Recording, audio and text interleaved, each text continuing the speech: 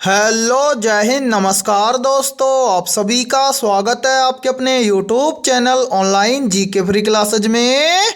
आज के इस क्लास में हम रेलवे ग्रुप डी परीक्षा 2025 के लिए 22वां मॉडल पेपर लेकर आए हैं और इस 22वें मॉडल पेपर के अंदर हम बहुत ही इंपॉर्टेंट क्वेश्चनों को कवर करेंगे। और मेरे भाई ये सभी क्वेश्चन आपके रेलवे ग्रुप डी एग्जाम 2025 के लिए इंपॉर्टेंट रहेंगे, इसलिए इस 22वें मॉडल पेपर को आपको कंप्लीट देखना है और इस मॉडल पेपर के एंड में आपको बताना है कि आपके टोटल कितने क्वेश्चन है सही होते हैं। और यदि आप इस चैनल से पहली बार जुड़े हैं तो चैनल को कर लेना सब्सक्राइब और बेल आइकन को प्रेस करना, ताकि ऐसी शानदार क्लास का नोटिफिकेशन आपको सबसे पहले देखने को मिले। तो चलिए शुरू करते हैं आज के इस 22वें मॉडल पेपर को बिना देरी के। पहला प्रश्न है आप सभी के सामने। नीचे दिए गए प्रश्न में प्रश्नवाचक चिन्ह के स्थान पर आने वाली संबंधित संख्या को ज्ञात करें। यानी कि पहला प्रश्न आप सभी के सामने नंबर एनालॉजी से संबंधित प्रश्न दिया गया है और आपसे पूछा गया है कि इस प्रश्न चिन्ह के स्थान पर कौन सी संख्या आएगी। और मेरे भाई ये प्रश्न रेलवे ग्रुप डी एग्जाम 2018 के अंदर पूछा गया प्रश्न है। तो इस टाइप के प्रश्न को आप एग्जाम में देखते हैं फटाफट से कैसे सोल्व करेंगे, तो वो देखिए आपको जब भी एग्जाम के अंदर नंबर एनालॉजी से संबंधित प्रश्न दिया जाए तो आपको क्या करना है। सबसे पहले आपको यहां पर देखना है कि 423 से यहां पर 81 कैसे बना है। यानी कि जिस प्रकार से 423 से यहां पर 81 बना है, सेम उसी प्रकार से हम यहां पर बताएंगे कि 143 से इस प्रश्न चिन्ह के स्थान पर कौन सी संख्या आएगी। तो मेरे भाई यहां पर ध्यान से देखिए इस प्रश्न को किस लॉजिक के आधार पर सोल्व किया गया है। तो यहां पर देखिए यहां पर 423 से यहां पर 81 बन जाएगा कैसे। तो मेरे भाई 423 से 81 बनाया गया है कैसे। सबसे पहले क्या किया गया है, यहां पर मेरे भाई सबसे पहले 423 की तीनों संख्याओं को आपस में जोड़ा गया है। तो देखिए 423 की पहली संख्या है 4, दूसरी संख्या है 2 और तीसरी संख्या है 3। तो पहले इन तीनों संख्याओं को आपस में जोड़ा गया है। तो यहां पर देखिए 4 और 2 हो जाएगा 6, 6 और 3 हो जाएगा 9। और मेरे भाई 9 से 81 कैसे बनेगा। तो यहां पर इस 9 का किया गया है स्क्वायर, 9 का स्क्वायर होता है 81। और ध्यान से देखिए 81 यहां पर आप सभी के सामने दिया गया है। अब क्या करेंगे, यही सेम लॉजिक हम लगाएंगे इस 43 के अंदर और 43 से इस प्रश्न चिन्ह की वैल्यू ज्ञात करेंगे। तो करेंगे क्या, सबसे पहले तो 143 की तीनों संख्याओं को आपस में ऐड कर देंगे। तो मेरे भाई 143 की पहली संख्या है 1, दूसरी संख्या है 4 और मेरे भाई तीसरी संख्या है 3। तो इन तीनों संख्याओं को आपस में हम क्या कर देंगे, ऐड कर देंगे। तो देखिए 1 और 4 हो जाएगा 5, 5 और 3 हो जाएगा 8। अब सेम जिस प्रकार से यहां पर 9 का स्क्वायर करके 81 लिखा गया है, उसी प्रकार से हम क्या करेंगे, यहां पर इस 8 का कर देंगे स्क्वायर। 8 का स्क्वायर कितना होता है। तो मेरे भाई 8 का स्क्वायर होता है 64। यानी कि इस प्रश्न चिन्ह के स्थान पर संख्या भरी जाएगी 64। अब हमें देखना है कि संख्या 64 किसी ऑप्शन में है। तो हाँ सर, संख्या 64 में दी गई है ऑप्शन डी के अंदर। तो पहले प्रश्न के अंदर ऑप्शन डी हो जाएगा सभी का करेक्ट आंसर। तो उम्मीद करता हूं कि पहला प्रश्न आपको अच्छे से क्लियर हो गया होगा और जब भी इस टाइप का प्रश्न आपको एग्जाम में दिया जाएगा तो फटाफट से सोल्व कर लेंगे। ठीक है, तो चलिए फिर अगला प्रश्न देखते हैं। दूसरा प्रश्न है आप सभी के सामने। नीचे दी गई श्रृंखला श्रेणी में प्रश्न चिन्ह के स्थान पर आने वाली संख्या को ज्ञात करें। यानी कि दूसरा प्रश्न आप सभी के सामने सीरीज से संबंधित प्रश्न दिया गया है और आपसे पूछा गया है कि इस सीरीज में इस प्रश्न चिन्ह के स्थान पर कौन सी संख्या आएगी। तो मेरे भाई इस टाइप के प्रश्न को आप एग्जाम में देखते ही फटाफट से कैसे सोल्व करेंगे, तो वो देखिए आपको जब भी एग्जाम के अंदर सीरीज से संबंधित प्रश्न दिया जाए तो आपको क्या करना है। सबसे पहले तो आपको यह देखना है कि सीरीज में आपको क्या क्या दिया गया है। तो यहां पर देखिए सीरीज में हमें दिया गया है सबसे पहले 289, 289 के बाद में 196, 196 के बाद में 256, 256 के बाद में 169 और 169 के बाद में आपसे पूछा गया है कि इस प्रश्न चिन्ह के स्थान पर कौन सी संख्या आएगी। तो मेरे भाई यहां पर देखिए इतना आपको पता चल रहा है कि यह सीरीज कंटिन्यू क्या हो रही है, घट रही है। तो यहां पर देखिए सीरीज को हम किस लॉजिक के आधार पर सोल्व करेंगे? तो वो देखिए आप इस सीरीज को तभी सोल्व कर पाएंगे जब आपको संख्या 1 से 40 तक की या फिर 1 से 40 तक की संख्याओं के स्क्वायर आपको याद होंगे। यदि आपको स्क्वायर याद है तो इस टाइप के प्रश्न को आप एग्जाम में मात्र 2 से 3 सेकंड में सोल्व करोगे। कैसे? तो वो देखिए यहां पर देखिए मेरे भाई, सबसे पहले इस सीरीज में हमें दिया गया है 289। तो 289 क्या है? तो मेरे भाई 289 है 17 का स्क्वायर। ठीक है, इसी प्रकार से यहां पर देखिए 289 के बाद में क्या है? 196। 196 क्या है? तो मेरे भाई 196 है 14 का स्क्वायर। इसी प्रकार से आगे देखिए, आगे क्या है? 256 है। 256 क्या है? तो मेरे भाई 256 है 16 का स्क्वायर। इसी प्रकार से आगे देखिए 256 के बाद में क्या है? 169 है। 169 क्या है? तो मेरे भाई 169 है 13 का स्क्वायर। अब यहां पर देखिए कंटिन्यू इसी प्रकार से हम क्या करेंगे? इस प्रश्न चिन्ह की वैल्यू ज्ञात करेंगे। तो मेरे भाई इस प्रश्न चिन्ह की वैल्यू ज्ञात करने से पहले आपको क्या करना है? नीचे जो ये वाली संख्या है इस संख्या को ध्यान से देखना है कि यहां पर हुआ क्या है। तो मेरे भाई यहां पर देखिए यहां पर क्या हुआ है? पहले हुआ है 17 का स्क्वायर, उसके बाद में 14 का स्क्वायर, उसके बाद में 16 का स्क्वायर, उसके बाद में 13 का स्क्वायर। तो आगे हम इस प्रश्न चिन्ह की वैल्यू निकालने के लिए कितने संख्या का स्क्वायर करेंगे या फिर किस संख्या का हम स्क्वायर करेंगे? तो मेरे भाई देखिए 13 से अगली संख्या हम ज्ञात करेंगे कैसे? तो यहां पर ध्यान से देखिए, पहले है 17, 17 के बाद में है 14, 14 के बाद में है 16, 16 के बाद में है 13। तो यहां पर ध्यान से देखिए 17 से कितना बन रहा है? 14। 17 से 14 कैसे बनेगा? तो ध्यान से देखिए, यदि हम 17 में से क्या कर दें? -3 कर दें तो यहां पर बन जाएगा 14। फिर देखिए 14 से कितना बन रहा है? 16। तो 14 से 16 कैसे बनेगा? तो मेरे भाई यहां पर देखिए यदि हम 14 के अंदर क्या कर दें? +2 कर दें तो 14 और 2 मिलकर बन जाएगा 16। फिर देखिए 16 से कितना बन रहा है? 13। 16 से 13 कैसे बनेगा? तो यहां पर ध्यान से देखिए यदि हम 16 में से क्या कर दें? -3 कर दें तो 16 में से -3 करेंगे तो यहां पर बन जाएगा 13। अब इसी प्रकार से 13 से अगली संख्या निकालेंगे कैसे? तो वो देखिए यहां पर देखिए मेरे भाई यहां पर सीरीज चल रहा है कैसे? पहले हुआ -3, उसके बाद में हुआ +2, उसके बाद में हुआ -3, यानी कि सीरीज चल रहा है -3 +2 -3। तो -3 के बाद में क्या हो जाएगा? यहां पर हो जाएगा +2, यानी कि 13 के अंदर +2 कर देंगे तो 13 से अगली संख्या ज्ञात हो जाएगी। तो 13 और 2 कितना होता है? तो आप सभी को पता है कि 13 और 2 होता है 15, यानी कि 13 के बाद में संख्या 15 का क्या होगा? स्क्वायर होगा। और 15 का स्क्वायर हमें याद है तो इस प्रश्न चिन्ह की वैल्यू की आप ज्ञात कर लोगे। तो मेरे भाई 15 का स्क्वायर कितना होता है? तो आप सभी को पता होना चाहिए कि 15 का स्क्वायर होता है 225, यानी कि इस प्रश्न चिन्ह के स्थान पर संख्या भरी जाएगी 225। अब हमें देखना है कि संख्या 225 किसी ऑप्शन में है। तो हां सर, संख्या 225 हमें दी गई है ऑप्शन सी के अंदर है। तो दूसरे प्रश्न के अंदर ऑप्शन सी हो जाएगा सभी का करेक्ट आंसर है। तो उम्मीद करता हूं कि दूसरा प्रश्न भी आपको अच्छे से क्लियर हो गया होगा। और जब भी इस टाइप का प्रश्न आपको एग्जाम में दिया जाएगा तो आप फटाफट से सोल्व कर लेंगे। ठीक है, और यहां पर देखिए यदि ये क्लास आपको पसंद आ रही है तो जल्दी से एक बार इस क्लास को लाइक कर दीजिए। और यदि आप इस चैनल से पहली बार जुड़े हैं तो चैनल को कर लीजिए सब्सक्राइब और बेल आइकन को प्रेस करना, ताकि ऐसी शानदार क्लास का नोटिफिकेशन आपको सबसे पहले देखने को मिले। तो चलिए फिर अगला प्रश्न देखते हैं। तीसरा प्रश्न है आप सभी के सामने, यदि d गुणा h बराबर 32 लिखा जाता है और k गुणा b बराबर 22 लिखा जाता है तो c गुणा t बराबर क्या लिखा जाएगा? तो मेरे भाई इस टाइप के प्रश्न को आप एग्जाम में देखते ही फटाफट से कैसे सोल्व करेंगे?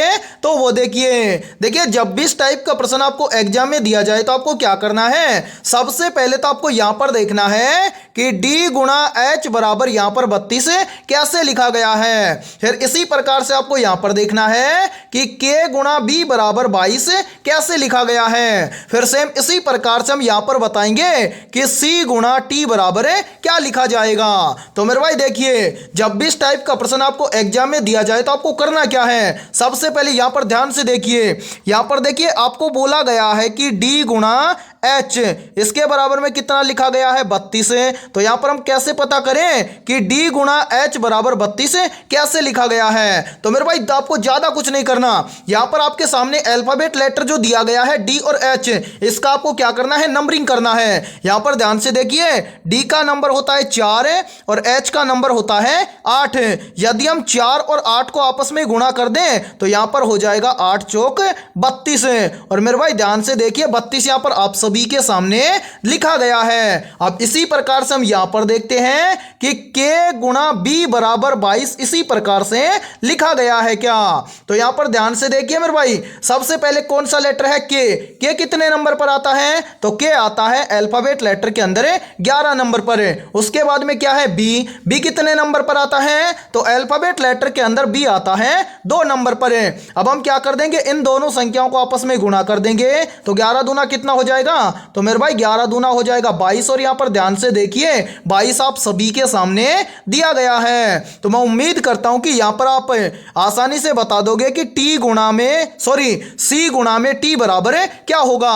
तो मेरे भाई यहां पर ध्यान से देखिए, यहां पर क्या है सी, उसके बाद में है गुणा और उसके बाद में है टी, फिर आपसे पूछा गया है कि यहां पर क्या आएगा। तो आपको करना क्या है, सबसे पहले तो यहां पर सी कितने नंबर पर आता है ये आपको पता होना चाहिए। तो मेरे भाई अल्फाबेट लेटर के अंदर सी आता है 3 नंबर पर। उसके बाद में क्या है टी कितने नंबर पर आता है? तो मेरे भाई अल्फाबेट लेटर के अंदर टी आता है 20 नंबर पर। अब हम क्या करेंगे, इन दोनों को आपस में गुणा कर देंगे तो 3 गुणा 20 करेंगे तो यहां पर हो जाएगा 20 तिये 60, यानी कि सी गुणा टी बराबर लिखा जाएगा 60। अब हमें देखना है कि 60 किसी ऑप्शन में है? तो हां सर 60 में दिया गया है ऑप्शन बी के अंदर। तो तीसरे प्रश्न के अंदर ऑप्शन बी हो जाएगा सभी का करेक्ट आंसर। तो उम्मीद करता हूं कि तीसरा प्रश्न भी आपको अच्छे से क्लियर हो गया होगा।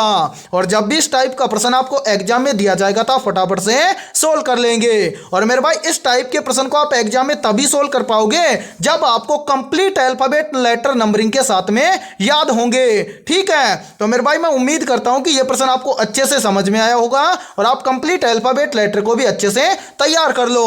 ठीक है, इसी के साथ में देखिए आप सभी के लिए बहुत ही इंपॉर्टेंट सूचना है। यदि आप पहली बार के अंदर रेलवे ग्रुप डी एग्जाम 2025 को क्रैक करना चाहते हैं तो हमने आपके रेलवे ग्रुप डी एग्जाम 2025 के लिए GK, GS, mathematics, science, current affairs और रीजनिंग के लगभग 21,000 प्लस मोस्ट इंपोर्टेंट क्वेश्चनों का पीडीएफ सेट तैयार किया है। यदि आप ये 21,000 प्लस क्वेश्चनों का पीडीएफ सेट लेना चाहते हैं तो आप हमारे व्हाट्सएप नंबर पर कांटेक्ट करके ले सकते हैं। और मेरे भाई इस पीडीएफ सेट की प्राइस हमने रखी है मात्र और मात्र 51 रुपए, यानी कि 51 रुपए की फीस के अंदर आपको 21,000 प्लस मोस्ट इंपोर्टेंट क्वेश्चनों का पीडीएफ सेट दिया जाएगा। और मैं आपको यह गारंटी देता हूं, यदि आप रेलवे ग्रुप डी एग्जाम 2025 से पहले इन 21,000 प्लस क्वेश्चनों को अच्छे से तैयार कर लेते हो तो आप पहली बार के अंदर रेलवे ग्रुप डी एग्जाम 2025 को क्रैक कर जाओगे। तो जल्दी से जाइए और इस व्हाट्सएप नंबर पर कांटेक्ट करके इस पीडीएफ को ले लीजिए और एग्जाम से पहले अपनी तैयारी को मजबूत बना लीजिए। ठीक है, तो चलिए फिर अगला प्रश्न देखते हैं।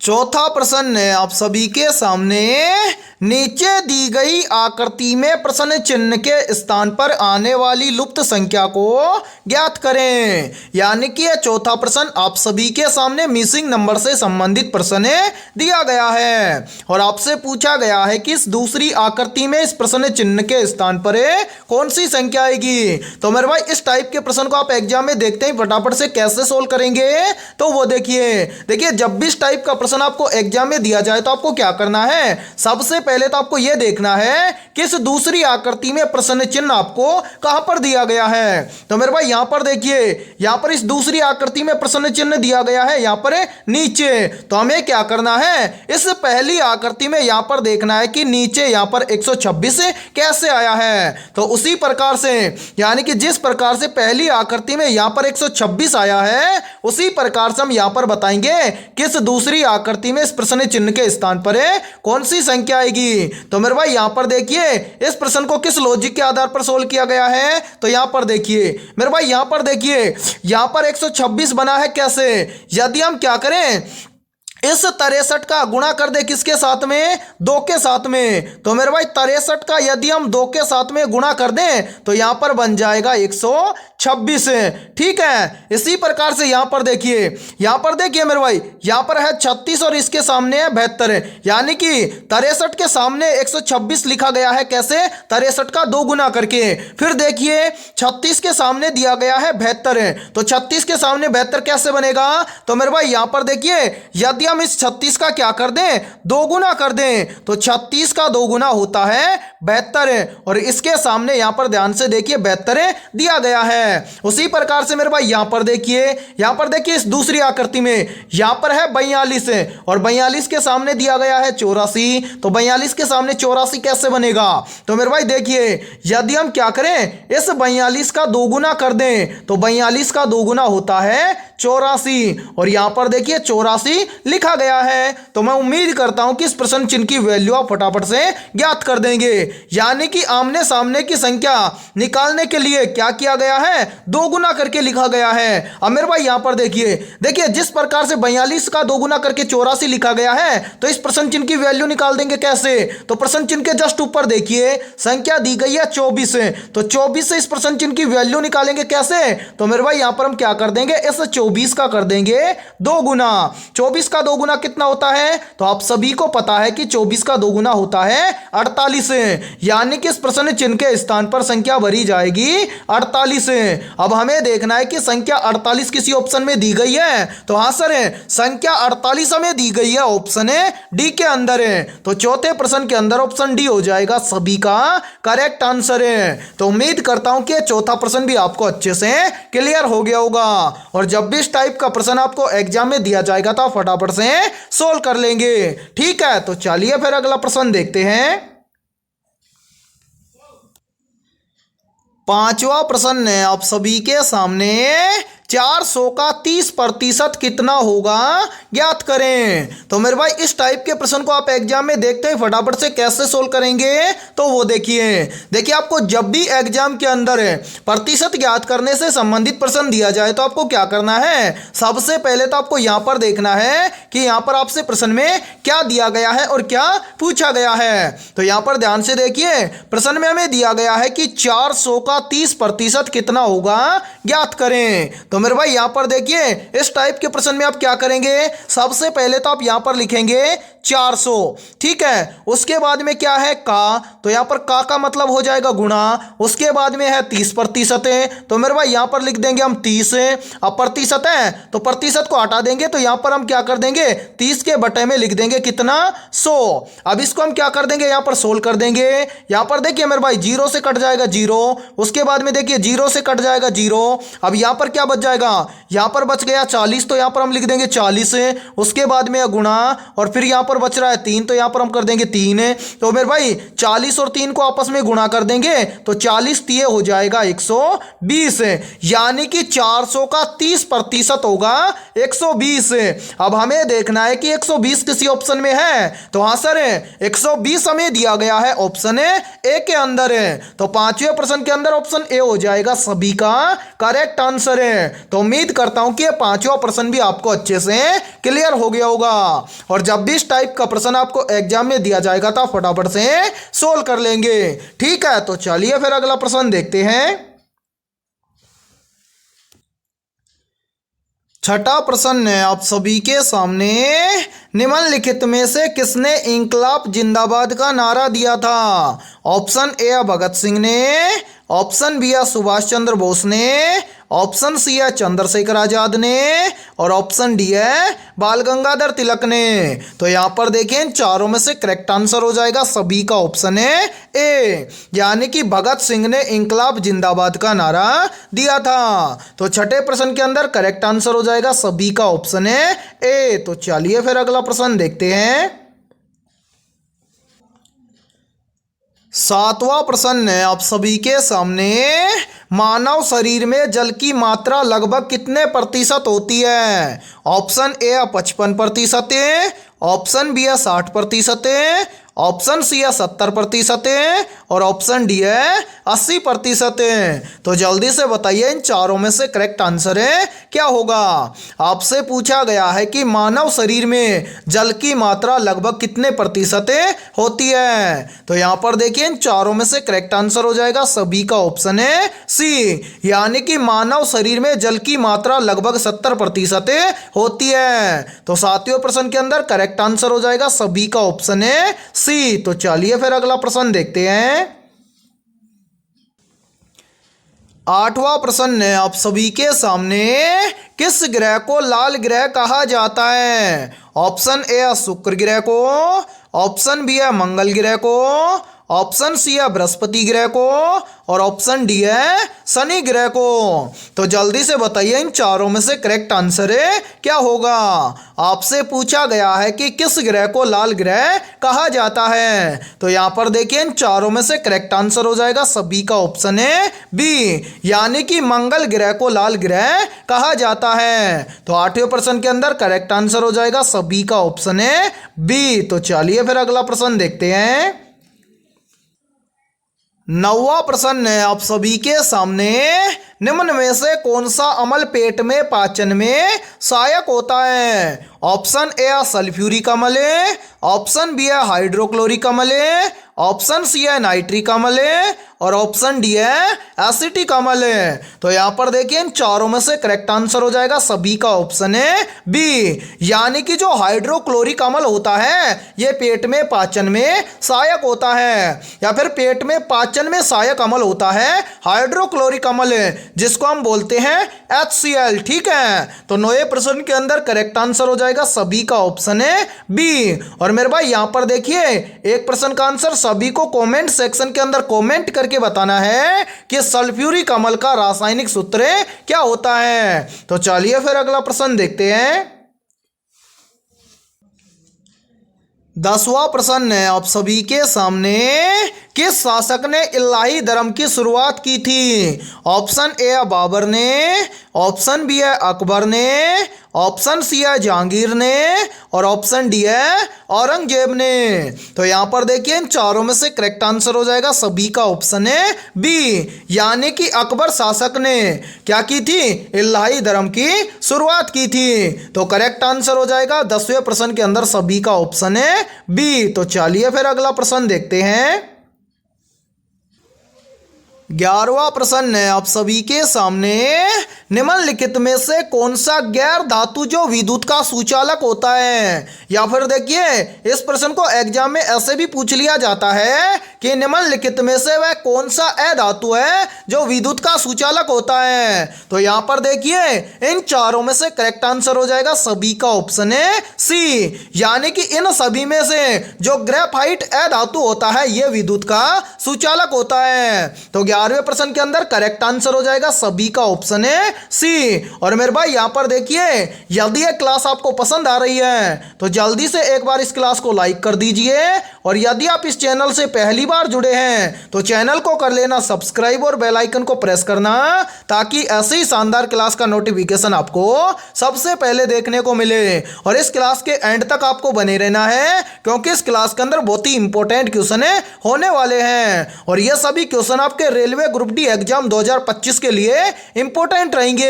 और आपके जितने भी दोस्त रेलवे ग्रुप डी एग्जाम 2025 की तैयारी कर रहे हैं तो उनके पास भी इस क्लास को ज्यादा से ज्यादा शेयर करें। ठीक है, तो चलिए फिर अगला प्रश्न देखते हैं।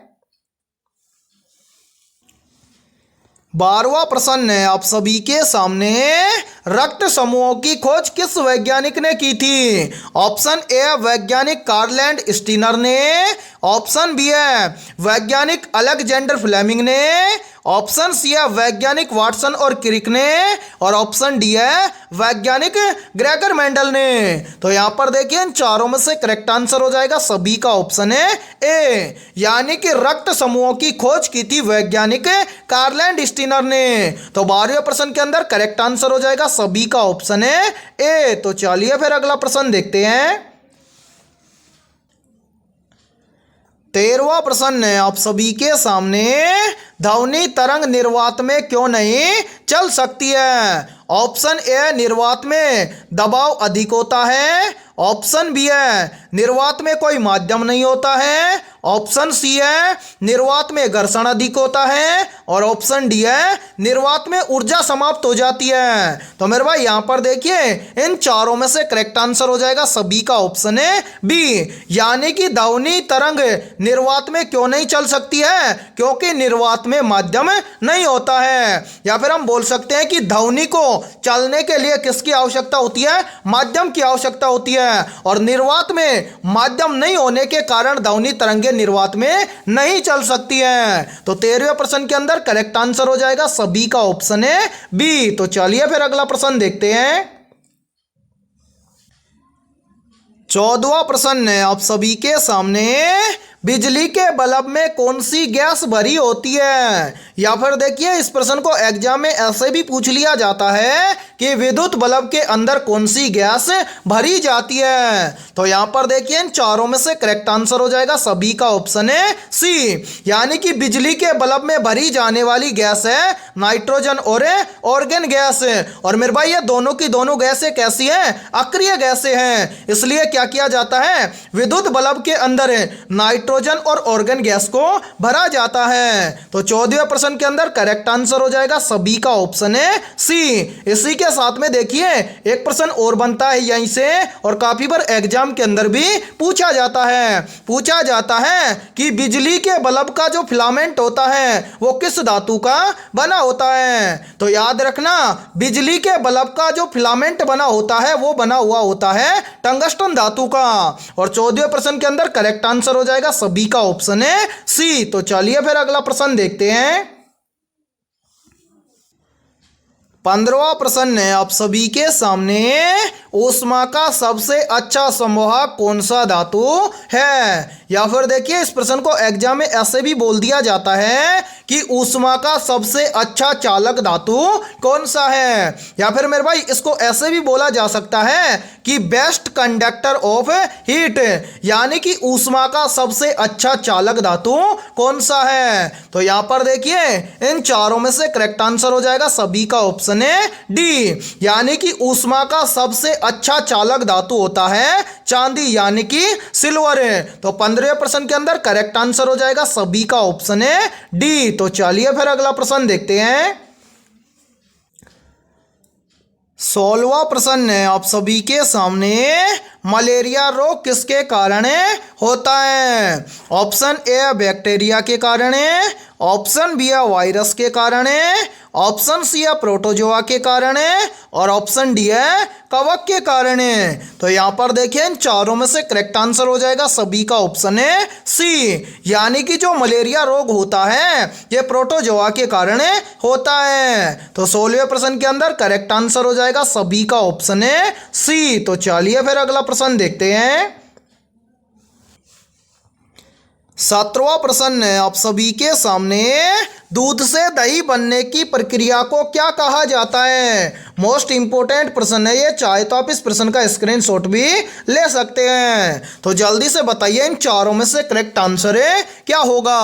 आपसे पूछा गया है कि दूध से दही बनने की प्रक्रिया को क्या कहा जाता है? तो यहां पर देखिए, इन चारों में से करेक्ट आंसर हो जाएगा सभी का ऑप्शन है बी, यानी कि दूध से दही बनने की प्रक्रिया को कहा जाता है किण्वन। तो 17वें प्रश्न के अंदर करेक्ट आंसर हो जाएगा सभी का ऑप्शन है बी। तो चलिए फिर अगला प्रश्न देखते हैं। 18वां प्रश्न है आप सभी के सामने, इंसुलिन का उपयोग किस रोग के इलाज में किया जाता है? तो यहां पर देखिए, इन चारों में से करेक्ट आंसर हो जाएगा सभी का ऑप्शन है बी, यानी कि इंसुलिन का उपयोग किया जाता है मधुमेह रोग में। तो 18वें प्रश्न के अंदर करेक्ट आंसर हो जाएगा सभी का ऑप्शन है बी। और मेरे भाई, यहां पर देखिए, एक प्रश्न और बनता है यहीं से, और काफी बार एग्जाम के अंदर पूछा जाता है कि मधुमेह रोग किसकी कमी के कारण होता है? है। तो याद रखना, मधुमेह रोग होता है किसकी कमी के कारण? इंसुलिन हार्मोन की कमी के कारण। और मधुमेह रोग का इलाज भी किसकी सहायता से किया जाता है? इंसुलिन की सहायता से। या फिर हम बोल सकते हैं कि जो मधुमेह रोग होता है वो इंसुलिन की कमी के कारण होता है। और इंसुलिन का उपयोग किया जाता है किसके इलाज में? मधुमेह के इलाज में। ठीक है, तो 18वें प्रश्न के अंदर करेक्ट आंसर हो जाएगा सभी का ऑप्शन है बी। और मेरे भाई यहां पर देखिए, आप सभी के लिए बहुत ही इंपॉर्टेंट सूचना है। यदि आप पहली बार में रेलवे ग्रुप डी एग्जाम 2025 को क्रैक करना चाहते हैं तो हमने आपके रेलवे ग्रुप डी एग्जाम 2025 के लिए टॉपिक वाइज लगभग 21,000 प्लस मोस्ट इंपॉर्टेंट क्वेश्चनों का ऑल सब्जेक्ट के ऊपर क्या किया है? पीडीएफ तैयार किया है। यानी कि 21,000 प्लस मोस्ट इंपॉर्टेंट क्वेश्चनों का पीडीएफ सेट हमने तैयार किया है। और इसके अंदर रेलवे ग्रुप डी एग्जाम के अंदर पूछे जाने वाले कंप्लीट सब्जेक्ट दिए गए हैं। और मेरे भाई यदि आप इस 21,000 प्लस क्वेश्चनों के पीडीएफ सेट को लेना चाहते हैं तो आप हमारे इस व्हाट्सएप नंबर पर कांटेक्ट करके